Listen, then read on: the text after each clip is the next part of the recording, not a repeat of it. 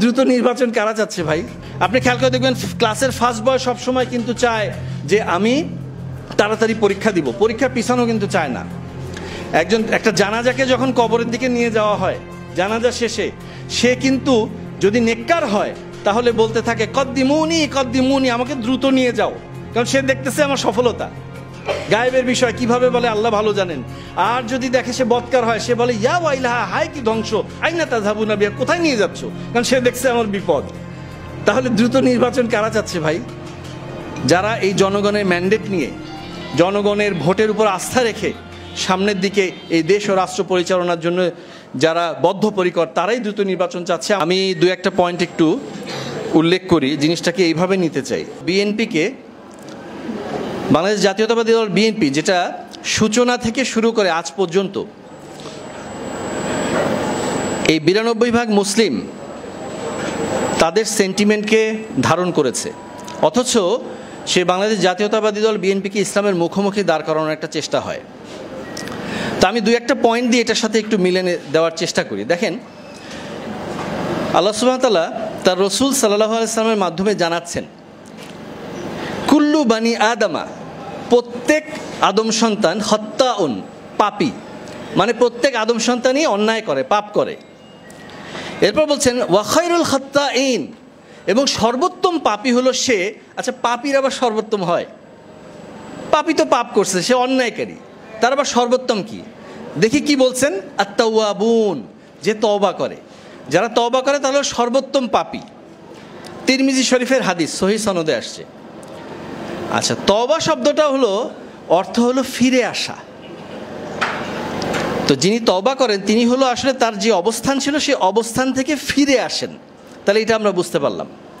আল্লাহ সুবহানাহু ওয়া তাআলাকে বলা হয় আত-তাওয়াব, বলে না ইন্নাকা আনতাত তাওয়াবুর রাহিম। আল্লাহ সুবহানাহু ওয়া তাআলা যখন কেউ পাপ করে তার থেকে মুখ ফিরিয়ে নেন, বলছি তার থেকে মুখ ফিরিয়ে নেন। যখন সে তওবা করে ফিরে আসে তখন সে যেই স্পিডে ফিরে আসে তার থেকে অনেক দ্রুত তিনি ফিরে আসেন। সবসময় সবচেয়ে বেশি তিনি তওবাকারীর দিকে ফিরে আসেন, এই জন্য তাকে বলা হয় আত-তাওয়াব। তাহলে কি সর্বোত্তম পাপী কাকে পেলাম? যে হলো তওবা করে। আচ্ছা, তাহলে অন্যায় করলে তওবা করতে হবে, এটা একটা বিষয় আছে। আল্লাহ সুবহানাহু ওয়া তাআলা সূরা আল ফুরকান, ফুরকান শব্দের অর্থ কি? হক এবং বাতিলের মধ্যে যে পার্থক্য করে, ফারাক করে না, ফারাক, পার্থক্য। ফুরকান, কোরআনকে কিন্তু ফুরকান বলা হয়েছে। উনি বলছেন যারা পাপ করে সেখান থেকে যারা ফিরে আসে, পাপীদের জন্য রয়েছে নিকৃষ্ট আবাসস্থল। ইল্লা মান তাবা, তারা ব্যতীত যারা ফিরে আসে, তওবা করে। ওয়া আমানা, দেখেন পরের স্টেপটা কি?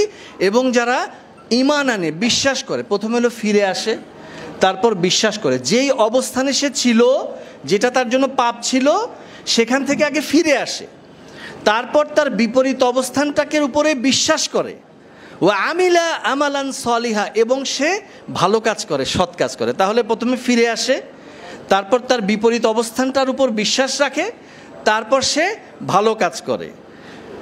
এগুলা করলে কি হয়? ফাউলাইকা ইউবাদদিলুল্লাহু, তার জন্য আল্লাহ বদল করে দিবেন সাইয়্যাতিহিম হাসানাত, তার অন্যায়গুলোকে নেকি দ্বারা বদল করে দিবেন। তাহলে যারা তার অন্যায়টাকে উপলব্ধি করতে পারে, উপলব্ধি করে ফিরে আসে, ফিরে আসার পরে তার অন্যায় কাজের বিপরীত অবস্থান, মানে যেটা সঠিক ছিল সেটার প্রতি বিশ্বাস আনে, এবং তারপরে সেই অনুযায়ী ভালো কাজ করে, তার অন্যায়টাকে বদল করে নেকি করে দেওয়া হয়, তাই না? তাহলে এটা হলো পাপীদের ফিরে আসার ফলে তাদের প্রতিদান। আচ্ছা, এখন তারা ফিরে আসবে কিভাবে? ফিরে আসবে কিভাবে? তাদের ব্যাপারে তো অনেকের অনেক মানে খারাপ ধারণা থাকতে পারে। যারা অন্যায় করে তার ব্যাপারে খারাপ ধারণা থাকে না? এখন সে ফিরে আসলো, বিপরীত অবস্থানের প্রতি তার একটা ভালো মানে বিশ্বাস আনলো, তারপরে সে ভালো কাজ করলো। এখন তার ব্যাপারে, এখন গায়েবের বিষয় তো গায়েব, দুনিয়ার বিষয়গুলো তো জাহের, তাই না? আমরা তো অন্তরের খবর জানি না। আল্লাহ সুবহানাহু ওয়া তাআলা অন্তরের খবর জানেন। তিনি জানেন যে হ্যাঁ, সে সত্যি সত্যিই ফিরে আসছে, সত্যি সত্যিই বিশ্বাস করছে, সত্যি সত্যিই সে কাজগুলো করতেছে। কিন্তু দুনিয়ার বিষয়গুলো আমরা তো অন্তর জানি না। তাহলে আমরা দুনিয়ার জাহের দেখে, বাহিরের কর্মকাণ্ড দেখে আমরা সিদ্ধান্ত নিব। তাহলে আমাদের কি হয়? অনেকে বলবে যে আচ্ছা, সে আগে এই কাজটা করছে, সে বলতেছে, কিন্তু আসলে কিন্তু সে অন্তরে ওইটা ধারণ করে না, আশেপাশ থেকে এগুলো বলবে। তাহলে আমরা কি দেখব? আমরা তাদের সম্বন্ধে কি ধারণা রাখবো? আর সে যে তওবা করবে, তওবা করবে কোন সিস্টেমে? কে আমি বলিতেছি যে আমি এই কাজ করেছি, এই জন্যে তওবা করেছি, এভাবে বলবে না কি করবে? একটা ছোট্ট হাদিস দেখেন, মুসলিম শরীফের হাদিস।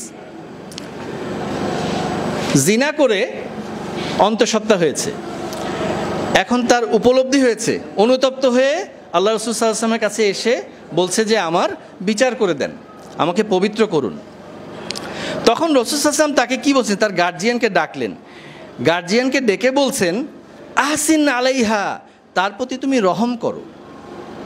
মানে উনি দেখছেন যে সে ফিরে আসছে, তার উপলব্ধি হয়েছে, তার গার্জিয়ানকে বলছে আহসিন আলাইহা ফা ইযা ওয়াদাআত ফা আতিনি, যখন তার ডেলিভারি হয়ে যাবে এরপর তাকে আমার কাছে নিয়ে এসো। তাহলে যে ফিরে আসলো, উপলব্ধি করে তওবা করলো, তার প্রতি তিনি কি বলছেন? যে সে যেহেতু প্রকাশ করে ফেলেছে, তার বিচার করতেই হবে, তাহলে তার প্রতি তুমি সেই পর্যন্ত রহম করো, তার প্রতি একটু সফট থাকো, একটু অবজার্ভ করি। ফিরে আসার পর যখন তার বিচার হচ্ছে, তাকে রজম করা হচ্ছে, তাকে পাথর মারা হচ্ছে, কারণ এটা শরিয়ার মধ্যে এমন একটা গুনাহ যেটা আপনার এর বাইরে আর কোনো সলিউশন নাই। আপনি যদি কাউকে হত্যা করেন, তাহলে তার আত্মীয় স্বজন যদি আপনাকে ক্ষমা করে দেয়, আপনি সেখান থেকে ফিরতে পারবেন। কিন্তু বিবাহিত নারী পুরুষ যে জিনা করে, তার শরীয়ত অনুযায়ী আপনার আর কোনো উপায় নেই। যখন তাকে মৃত্যুদণ্ড দেওয়া হলো, এরপর কি হচ্ছে? তার উপর মৃত্যুদণ্ড কায়েম করা হলো। তারপরে সুম্মা সাল্লা আলাইহা, রাসূল সাল্লাল্লাহু আলাইহি ওয়াসাল্লাম তার জানাজা আদায় করলেন। জানাজায় কি করে? দোয়া করে। তো এইটা দেখে উমর রাদিয়াল্লাহু আনহু বলছেন তুসাল্লি আলাইহি ইয়া রাসূলুল্লাহ, আপনি তার জন্য জানাজা পড়লেন, ওয়াকাদ জানাত, অথচ সে জিনাকারিনী, সে জিনা ব্যভিচার করেছে, তারপর আপনি তার জন্য জানাজা পড়লেন। তিনি কি বলছেন? ক্বালা রাসূলুল্লাহ সাল্লাল্লাহু আলাইহি ওয়াসাল্লাম লাকাদ তাবাত তাওবাতান, সে এমন এক তওবা করেছে, লাউ কুসিমাত বাইনা ৭০ মিন আহলিল মদিনা, মদিনার ৭০ জনের মধ্যে যদি এই তওবাটাকে ডিস্ট্রিবিউট করে দেওয়া হতো, লা ওয়াসাআতহুম, তাদের জন্য এটা যথেষ্ট হতো। আমরা অনেক সময় বাংলায় বলি তোমাকে ১০০ বার বললাম, তুমি কথাটা শুনলা না। আসলে আমরা ১০০ বার বলি, কয়েকবার বলেছি, মানে এতবার বলেছি তুমি শুনলা না। আরবি ভাষায় কিন্তু ৭০, ৭১, ৭২ এই কথাটা বলা হয় অধিক বোঝানোর জন্য। তাফসীরকারী বলছেন যে পুরো মদিনাবাসীর জন্য এটা যথেষ্ট হতো। তাহলে আমরা কি বুঝতে পারছি? যে তওবা করে ফিরে আসলে যে তার প্রতিদানটা, তার প্রতি আমাদের আচরণটা কি হবে, তার প্রতি আমাদের ফিলিংসটা কি হবে, এবং সে তওবাটা কিভাবে করবে। আচ্ছা, আপনার যদি সরাসরি এসে আমি তওবা করিতেছি যে এভাবে বলার সুযোগ না হয়, অন্তত আপনি মনে মনে সেখান থেকে উপলব্ধি করেন, তারপর আপনার কাছ থেকে ফিরে আসেন, তারপর আপনার কার্যক্রম দিয়ে আপনি প্রমাণ করেন যে আপনার উপলব্ধি হয়েছে। বলতে চাচ্ছিলাম এটাই, যে আপনার কার্যক্রম দিয়ে আপনাকে প্রমাণ করতে হবে যে আপনি এখান থেকে ফিরে এসেছেন। শেষে একটা কথা বলে যাই, এবার যদি আমরা দেখি, এই সব কিছু বুঝলাম যে তওবা করলে উত্তম তওবাকারী হলো, পাপী হলো সে যে তওবা করে, তারপর যদি সে উপলব্ধি করে, বিশ্বাস করে এবং সেখান থেকে ফিরে আসে, ভালো কাজ করে, তাহলে তার জন্য প্রতিদান নেই। করবে কিভাবে? সে যদি ঘোষণা দিয়ে পারে করলো, অন্তত সে তার উপলব্ধি দিয়ে, তার কর্মকাণ্ড দিয়ে সে বুঝাবে যে আমি তওবা করেছি। এখন আমি সবশেষে একটা জিনিস বলে আমি এই জিনিসটা আপনাকে আজকের এই বিষয়বস্তুর সাথে একটু মিলাই দেই ভাই। ঘটনা হলো, ইবনু উমর রাদিয়াল্লাহু তাআলা আনহুমা, উমর রাদিয়াল্লাহু তাআলার ছেলে, তার কাছে আসছে হলো ফাতোয়ার জন্য আসছে, ইহরাম অবস্থায় কি কি করা যায় না। হজ উমরার ইহরাম করে না, মুহরিম ব্যক্তি কিন্তু আপনার কোনো এই যে পশু পাখি যে এগুলো কিন্তু হত্যা করতে পারে না। এখন মশা হলে কি করব, মশার ব্যাপারে কি করব? তো এখন তার সাথে আবু নুআম ছিলেন, উনি বলতেছেন কুনতু শাহিদান লি ইবনে উমর ওয়া সাআলাহু রাজুলুন, একজন তাকে প্রশ্ন করলো আন দামিল বাউদ, মশা মারা ইহরাম অবস্থায় মশার রক্ত যে, এটার ব্যাপারে আমার অবস্থা কি হবে? মশা তো ক্ষতিকর প্রাণী কিন্তু মারা যায়, তো ওইটার ব্যাপারে সে জিজ্ঞেস করতেছে। এখন ইবনে উমর রাদিয়াল্লাহু আনহু দেখতেছেন সে এতটাই তাকওয়াবান, বাবা সে মশা মারতে পারবে কিনা এই ব্যাপারে প্রশ্ন করতেছে। আচ্ছা একটু দেখি তো সে কোথাকার। ফাকালা মিম্মান আনতা, তুমি কোথা থেকে আসছো? হোয়ার আর ইউ ফ্রম? তিনি বলছেন মিন আহলিল ইরাক, আমি ইরাক থেকে আসছি। এখন উনি কি বলছেন? ফাকাল ইন উনজুরু, এই তোমরা যারা আছো সবাই একটু দেখো, এই যে এর দিকে দেখো, উনজুরু ইলা হাজা, সে আমাকে এর দিকে একটু তাকাও, এই যে জিজ্ঞেস করতেছে। ইয়াসআলুনি আন দামিল বাউদ, সে মশা মারার ফতোয়া চাচ্ছে ইহরাম অবস্থায়। ওয়াকাদ কাতালু ইবনা রাসূলিল্লাহ সাল্লাল্লাহু আলাইহি ওয়াসাল্লাম, অথচ এই জাতি রাসূল সাল্লাল্লাহু আলাইহি ওয়াসাল্লামের নাতিকে হত্যা করেছে। ওই সময় তার তাকওয়া আসে নাই। ওই সময় ওই জাতি যখন রসুলের নাতিকে, প্রিয় নাতিকে হত্যা করতেছে, তার রক্ত নেওয়ার সময় তার ওই জাতির এটা আসে নাই। অথচ সে আজকে মশার রক্ত নিয়ে এসে জিজ্ঞেস করতেছে। আচ্ছা ভালো কথা, ওর উত্তর দেওয়া হবে, কিন্তু উনি কিন্তু ওটা উল্লেখ করলেন কেন, এটা আমরা এখনই দেখে এটা শেষ হয়ে যাবে। কি এটা বললেন, ওয়াসামিতুন নবী সাল্লাল্লাহু আলাইহি ওয়াসাল্লাম, আমি রাসূল সাল্লাল্লাহু বলতে শুনলাম, ইয়াকুল হুমা রাইহানাতায়া মিনাদ দুনিয়া, এই দুজন ছিল, এই দুজন হলো আমার জন্য জান্নাতের দুইটা ফুল দুনিয়ার মধ্যে। মানে তার এত প্রিয় ইয়েকে হত্যা করছেন। দেখা গেছে যে তারা ওই জাতি কিন্তু তখন ওই যে সময়কার মানে হাদিসটা বলছি, এটা বুখারী শরীফের হাদিস, যে সময় হাদিসটা বলছি তখনও কিন্তু তারা তওবা করে নাই, বরঞ্চ এখনও দেখবেন তাদেরকে যারা ষড়যন্ত্র করে হত্যা করেছিল তারাই কিন্তু এখন সবচেয়ে বেশি হাই হোসেন, সবচেয়ে বেশি তার প্রতি মানে এত দরদ ফেটে পড়তেছে এবং সবচেয়ে বেশি, অথচ তারা অন্যদিকে কিন্তু সাহাবীদের গালিগালাজ করে। তো বুঝতে পারলাম যে তওবা যদি না করে আপনি বেশি তাকওয়া দেখান, তাহলে হ্যাঁ আপনার উত্তর দেওয়া হবে, মাসালা জানতে চাইছেন আপনার উত্তর দেওয়া হবে, কিন্তু উত্তর দেওয়ার পাশাপাশি আপনাকে স্মরণ করিয়ে দেওয়া হবে যে আপনি কিন্তু এই কাজ করছেন আগে। এত কিছু দেখে ভাই সবশেষে একটা জিনিস বলতে চাই, যারা এই দেশের জন্মের সময় এই দেশের জন্মের ব্যাপারে বিরোধিতা করেছিল, এই দেশের জন্মের ব্যাপারে বিরোধিতা করেছিল, হতে পারে আপনার অবস্থান ছিল একটা, সেই অবস্থানটা হয়তো আপনি বুঝতে পারেন নাই, 25শে মার্চের সেই ভয়াল রাত দেখার পরেও বুঝতে পারেন নাই।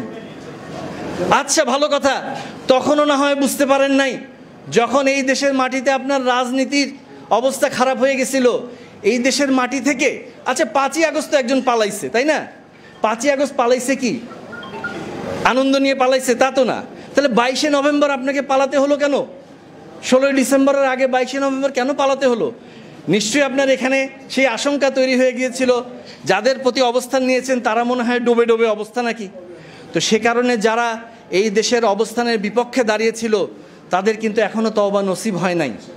হ্যাঁ হতে পারে আপনি হয়তো স্পষ্ট বলতে পারছেন না, যদি বলতে না পেরে থাকেন তাহলে আপনার কর্মকাণ্ড দিয়ে আপনি যে বিপক্ষ অবস্থানটা, এই বাংলাদেশের জন্মের অবস্থানটা যে সঠিক ছিল সেই অবস্থানের প্রতি বিশ্বাস আনেন। আপনি যদি মুখে বলতে নাও পারেন, কর্মকাণ্ড দিয়ে সেটা প্রমাণ করেন।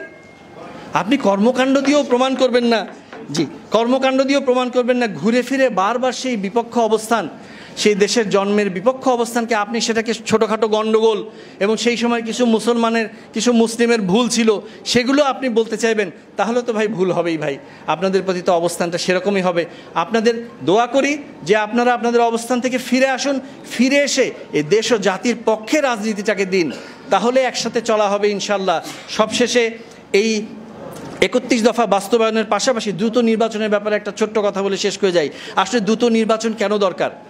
আপনি খেয়াল করে দেখবেন ক্লাসের ফার্স্ট বয় সবসময় কিন্তু চায় যে আমি তাড়াতাড়ি পরীক্ষা দিব, পরীক্ষার পিছানো কিন্তু চায় না। একটা জানাজাকে যখন কবরের দিকে নিয়ে যাওয়া হয়, জানাজা শেষে সে কিন্তু যদি নেককার হয় তাহলে বলতে থাকে কদ্দিমুনি কদ্দিমুনি, আমাকে দ্রুত নিয়ে যাও, কারণ সে দেখতেছে আমার সফলতা। গায়েবের বিষয় কিভাবে বলে আল্লাহ ভালো জানেন। আর যদি দেখে সে বদকার হয়, সে বলে ইয়া ওয়াইলাহা, হায় কি ধ্বংস, আইনা তাযহাবুনা বিহা, কোথায় নিয়ে যাচ্ছ, কারণ সে দেখছে আমার বিপদ। তাহলে দ্রুত নির্বাচন কারা চাচ্ছে ভাই? যারা এই জনগণের ম্যান্ডেট নিয়ে, জনগণের ভোটের উপর আস্থা রেখে সামনের দিকে এই দেশ ও রাষ্ট্র পরিচালনার জন্য যারা বদ্ধপরিকর, তারাই দ্রুত নির্বাচন চাচ্ছে। আমাদের বুঝতে হবে এগুলো আমাদের সেই বাংলাদেশের বিপক্ষ অবস্থান থেকে ফিরে এসে তারপরে এই জনগণকে কর্মকাণ্ডের মাধ্যমে প্রমাণ করতে হবে যে আমরা এই দেশের জন্য একত্র হয়ে আছি। আর ভারতের ব্যাপারে আপনারা কথা বলেন, ভারতীয় সঙ্গীত নিয়ে কথা বলেন, ভাই আমি বলতে পারি, আরেকজন বলতে পারে, আপনার তো একটু আস্তে ধীরে বলার কথা। আপনি ভারতীয় সঙ্গীত, তার সুর, তার কথা ছাড়া আপনার প্যারোডি হয় না। আপনার নেতা নেত্রীরা, আপনার শীর্ষস্থানীয় উলামারা আপনারা যখন হামনাদ করেন, ভারতীয় সঙ্গীতের প্যারোডি ছাড়া, যেটা আপনার কুমার শানুর একটা বিখ্যাত গান ছিল, আপনার কি ছিল, অমর শিল্পী তুমি কিশোর কুমার তোমাকে জানাই প্রণাম, এটা ছিল। এইটার প্যারোডি ছাড়া আপনার নেতা নেত্রীর প্রতি আপনার হামনাদ করা হয় না। অথচ আপনি ভারতীয় সঙ্গীতের কথা বলেন, ভারতীয় লেখা না কোন সুর এটা বলেন, আমরা বলতে পারি, আপনি কেন বলবেন? সেটাই বলছি ভাই, আগামী দিনের রাষ্ট্রনায়ক জনাব তারেক রহমান তিনি মজলুমের দুঃখ জানেন, আপসহীন জননেত্রী দেশনেত্রী বেগম খালেদা জিয়া মজলুমের দুঃখ জানেন। ইনশাল্লাহ এই বাংলার মাটিতে সমস্ত মজলুমের বিচার হবে ইনশাল্লাহ। তাদের যে উপর যে জুলুম হয়েছে সেই জুলুমের বিচার হবে ইনশাল্লাহ। সবাইকে ধন্যবাদ। ছিলাম আছি থাকবো রাজপথে, দেখা হবে বিজয়ের পথে ইনশাল্লাহ। সবাইকে ধন্যবাদ। বাংলাদেশ জাতীয়তাবাদী দল জিন্দাবাদ। শহীদ রাষ্ট্রপতি জিয়াউর রহমান অমর হোক। দেশনেত্রী বেগম খালেদা জিয়া জিন্দাবাদ। আগামী দিনের রাষ্ট্রনায়ক ইনশাল্লাহ জনাব তারেক রহমান জিন্দাবাদ। সবাইকে ধন্যবাদ। আসসালামু আলাইকুম ওয়া রাহমাতুল্লাহি ওয়া বারাকাতুহু।